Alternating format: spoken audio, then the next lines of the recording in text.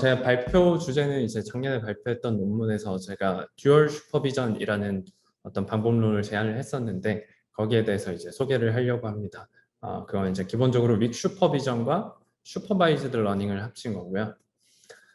네, 그래서 사실 이 논문을 소개해 드리고 싶어서 이제 이 발표를 하게 되었습니다.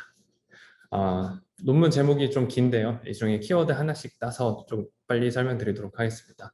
먼저 relation extraction이라는 문제를 제가 풀었습니다. 그래서 relation extraction 문제가 어떤 건지 보면 이런 텍스트가 주어져 있을 때 이 텍스트에서 그 엔티티 페어가 미리 찾아져 있다고 가정을 하고 이 엔티티 페어 사이의 관계를 추출하는 걸 relation extraction이라고 합니다. 예를 들어서 이 문장에서 뭐 서울과 한국이 어떤 캐피탈 수도라는 관계를 가지고 있다 라는 것을 찾아내는 걸 이제 relation extraction이라고 합니다. 다른 이제 많은 NLP 문제와 같이 이제 relation extraction에서도 딥러닝을 많이 사용을 하는데요. 딥러닝에서는 많은 양의 데이터를 이용을 해서 학습을 하는 게 굉장히 중요합니다. 그래서 이제 사람이 모든 트레이닝 데이터를 만들기가 힘들고 너무 비싸고 시간도 오래 걸리기 때문에 디스턴트 슈퍼비전이라는 방법을 이제 사용을 합니다. 그게 이제 제 논문에 들어있는 단어고요. 디스턴트 슈퍼비전에 대해서 좀 설명드리겠습니다.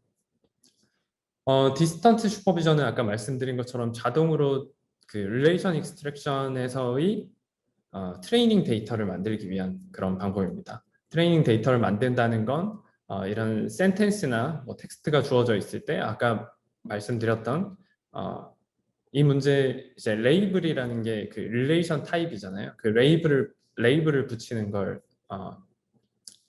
이야기를 하고요. 예를 들어서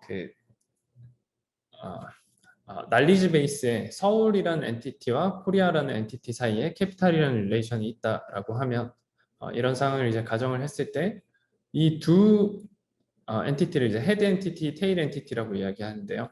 이 헤드 엔티티와 테일 엔티티가 같이 등장하는 어떤 문장이 있으면, 텍스트가 있으면 이 문장이나 텍스트가 해당하는 릴레이션을 설명하는 텍스트다라고 가정을 하고 이제 레이블을 붙이는 겁니다.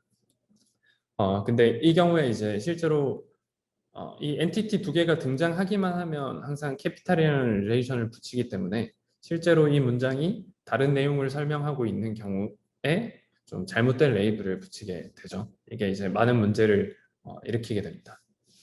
거기에 대해서 이제 이 디스턴트 슈퍼비전이 얼마나 많은 양의 잘못된 레이블을 붙이는지 그걸 제가 한번 분석을 해봤습니다. 그래서 각 릴레이션 타입에 대해서 디스턴트 슈퍼비전으로 붙였을 때 평균적으로 얼마만큼의 레이블을 붙이는지 이게 분자로 들어가고 사람이 직접 레이블을 붙였을 때는 얼마만큼 이제 포지티브 레이블을 붙이는지가 이제 분모로 들어갔을 때 방금 말씀드렸던 이제 캐피탈이라는 릴레이션에 대해서는 12배 정도의 수치가 나왔고요. 이 말은 뭐냐면 반대로 해석했을 때 사실 그 캐피탈이라는 릴레이션이 붙은 거 릴레이션 레이블이 붙은 거 중에 12분의 1만 진짜로 이제 캐피탈이라는 관계를 설명하고 있었다는 거죠. 그래서 이제 false 레이블이 굉장히 많이 붙는 걸 확인할 수 있었습니다. 어떤 경우에는 이제 거의 한 70회 가까이 이제 붙는 것도 확인할 수 있었고요. 그리고 많은 수의 그 릴레이션에 대해서 10배 이상의 레이블이 디스턴트 슈퍼비전이 사람에 비해서 10배 이상의 레이블을 낸다는 거고 그건 다시 말해서 이제 90% 이상의 레이블이 false 레이블이라는 거죠. 그래서 이런 현상을 해결하면서 이제 이 디스턴트 슈퍼비전과 휴먼 오리엔테이션을 같이 이용하려는 연구를 했습니다.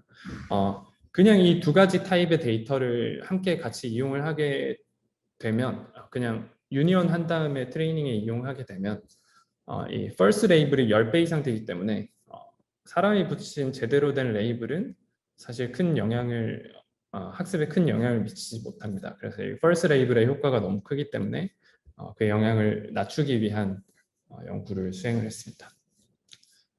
기존 릴레이션 익스트랙션 모델의 구조를 보면 이제 텍스트에서 어떤 피처를 뽑아내는 피처 인코더 부분과 그리고 이 뽑아진 피처로부터 어떤 릴레이션이 있을지를 예측하는 이 프리딕션 네트워크로 이 두 단계로 나눠집니다. 그래서 피처 엔코더는 뭐 RNN이나 LSTM, 뭐 CNN 아니면 BERT 이런 모델들이 사용되고요. 프리딕션 네트워크에서는 그냥 뭐 MLP나 아니면 바이리니어 레이어 등이 사용이 됩니다. 크로스 엔트로피로 이제 로스를 측정을 하겠죠. 근데 말씀드린 것처럼 이제 디스턴트 슈퍼비전으로 만든 이런 잘못된 레이블들을 집어넣어 주게 되면 네, 네트워크에 이제 학습에 안 좋은 영향을 끼치게 되죠. 프리딕션 네트워크나 피처 엔코더에.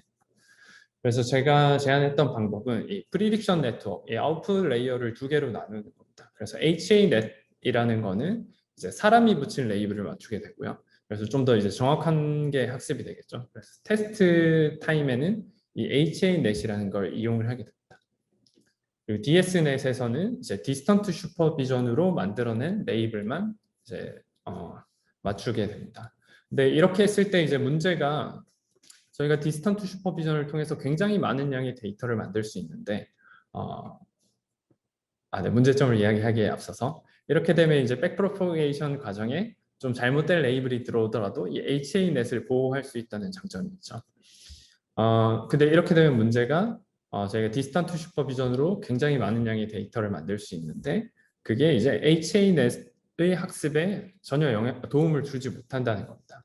그래서 이 사이를 이 두 종류의 레이블의 차이를 모델링하는 어떤 로스를 제가 제안을 했고요.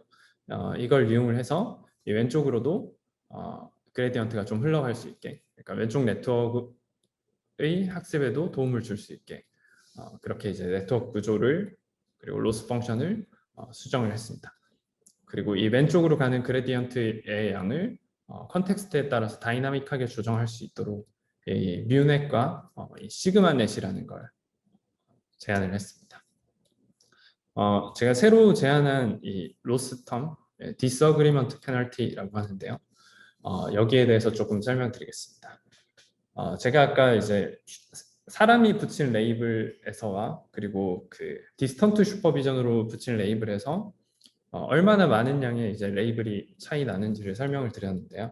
그걸 이제 랜덤 베리어블 XR로 놓고 이걸 이제 모델링을 했습니다. 저희 통계적으로 분석을 해보니까 로그 노멀 디스트리뷰션을 따르는 걸로 나와서